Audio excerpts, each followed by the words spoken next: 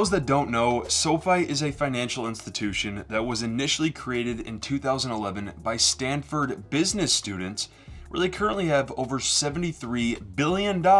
in funded loans, 12.6 million members, and over $34 billion in debt paid off. And by 2021, they became publicly traded on the stock market under the ticker of SoFi, where just this past year alone, the stock has performed very well. And looking at the data, in just the past few years, the company has grown significantly, and there's many reasons for why this is, but specifically for this video, I'm going to go over exactly what you need to know before getting started, because for some of you, you may prefer to go elsewhere. But knowing that, before we get started, my name is Danny Sully, and all I ask is if you do find value in this video, that you consider hitting the like and subscribe button for future content like this. With that said, let's first discuss the hidden rule that could cost you. Now, SoFi has an amazing platform, and they offer a fairly strong interest rate on your savings. But one of, if not the biggest downside to SoFi's high yield savings account is that if you don't read through the fine print, you may end up not earning the amount you thought you would. You see, on their main savings account page that you could use to get started, which I'll have linked in the description below for you, it states that the current APY you can earn and the potential bonuses that they offer are among the best in the industry. But as you read through carefully, you may see areas that say, when you set up a new account with an eligible direct deposit, or again, to earn up to a $300 cash bonus with direct deposits. But they don't state the direct deposit in their broad marketing text. Sometimes they do, but this doesn't tell people exactly what it really means. So to first explain this rule, as you see the specific terms apply link, you can now see all of the fine print to truly understand what they mean here. So understand that an eligible direct deposit means a recurring deposit of regular income to an account holder's SoFi checking or savings account, which includes payroll, pension, or government benefits like Social Security made by the account holder's employer, payroll, or benefits provider, or government agency via the ACH network every 31 calendar days. And realize that deposits that are not from an employer, payroll, or benefits provider, or government agency,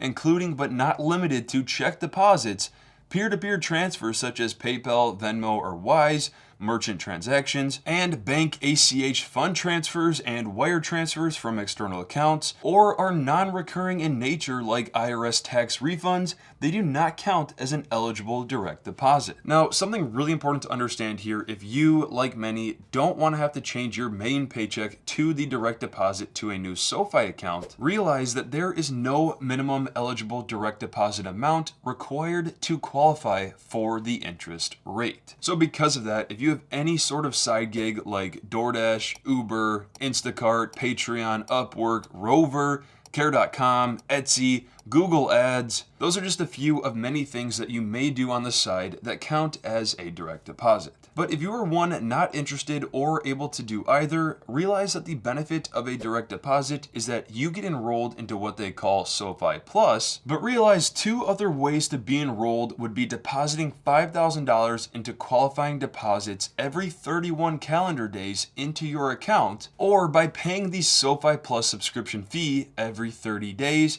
where you can see they have an entire page on the SoFi Plus membership, so you can learn more about all the benefits on this page, where you can even earn a 1% match on recurring invest deposits through their reward system, or unlimited one-on-one financial planning, to name a few of the benefits. But if you don't do either the direct deposit or $5,000 of qualified deposits every month, the subscription costs $10 per month. And also realize that members without SoFi Plus will only earn a 1% APY on savings balances. So realize that if you always had $10,000 sitting in their high yield savings account, let's say for an emergency fund or any savings for the near future, then that means that after a full year, you would earn $400 in income from the interest, assuming a simple 4% rate stayed the same throughout the entire time, and that you had an eligible direct deposit or the $5,000 in qualified deposits every single month. But if you didn't qualify for that or become a SoFi Plus member, that would instead be 1%, and that means that you would only earn $100 after a full year,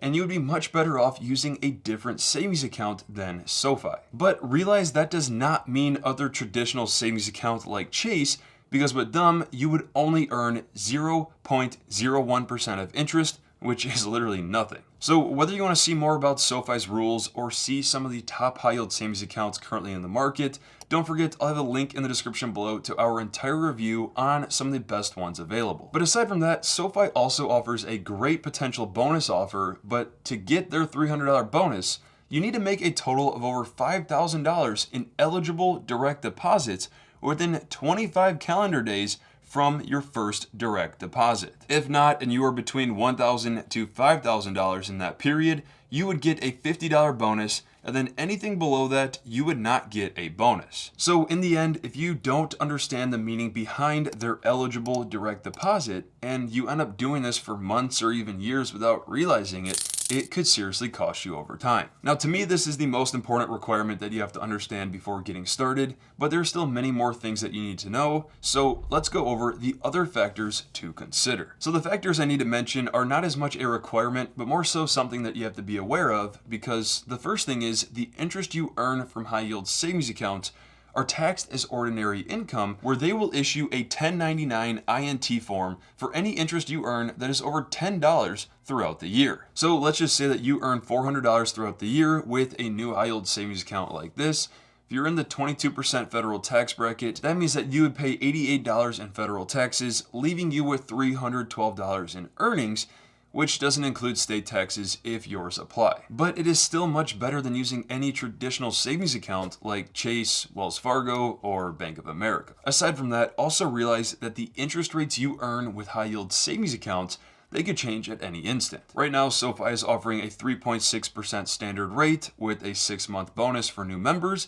to get up to a 4.3% APY, but realize that these rates are influenced by the Federal Reserve's decisions on interest rates, which means they're very likely to change over time, and by the time I post this video, they may already have changed. But even if rates drop, high yield savings accounts are still great for short-term savings to remain safe, liquid, and earn more interest than if you had your cash sitting under your bed or in a traditional savings account. So in the end, just realize that the rates you see today are not guaranteed long-term like they'd be if you were to get a fixed income security like CDs or treasury bills. And not to mention, but also understand that high yield savings accounts are not meant for building wealth or growing your savings very strong. They're really just a safe haven place for quick access to your cash when you need it, that you can store away and at least earn more than a traditional checking account or savings account. And the reason I mention this is because if we were to compare using a high yield savings account over time compared to investing into the stock market with any of your extra long-term cash, say that you did this with $10,000 today and put $500 in every month into a high yield savings account, and let's just say that it averages 3% per year over time. If you did this throughout your entire career, you would end up having just over $300,000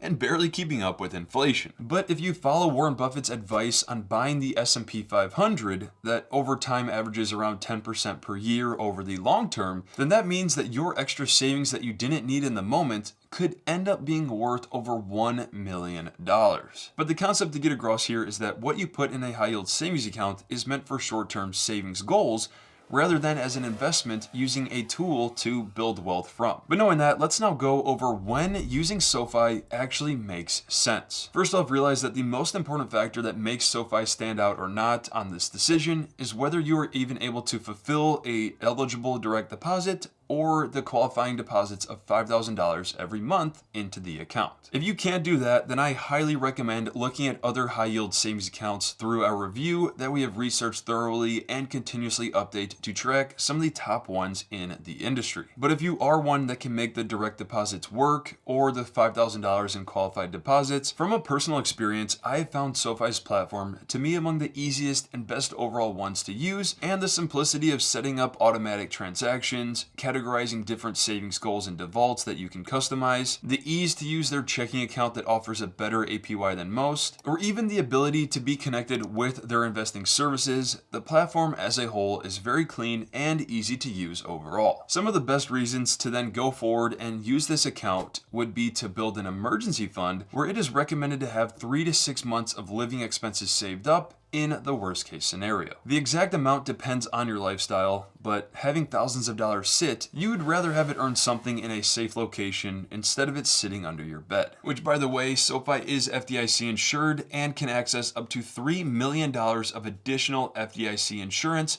And fun fact, they are currently ranked as the 29th top finance app on the App Store. Aside from that, SoFi would also make sense for the case that you are saving up for a near purchase, where you could even benefit from customizing your own vaults, where you may want to categorize an emergency fund, savings for buying a car soon, and an upcoming wedding, all within this one single account that is super easy to manage, especially on the go with their top-rated mobile app. And if you are one that likes the simplicity, they have an entire page called Autopilot that allows you to set up and manage any automatic deposits, withdrawals, or investments however you'd like. Now, the last thing to mention on the decision with SoFi is that if you are one solely looking for the highest potential interest rates that you could possibly earn, rather than going for an all-in-one platform that's super easy to use, like SoFi's, you may very well find other high-yield savings accounts you could earn higher interest rates. SoFi has mentioned previously that they are not one trying to compete for the highest potential interest rates, because the ones that do that typically have no features at all, and they're just simply to put your money in and get the highest rates.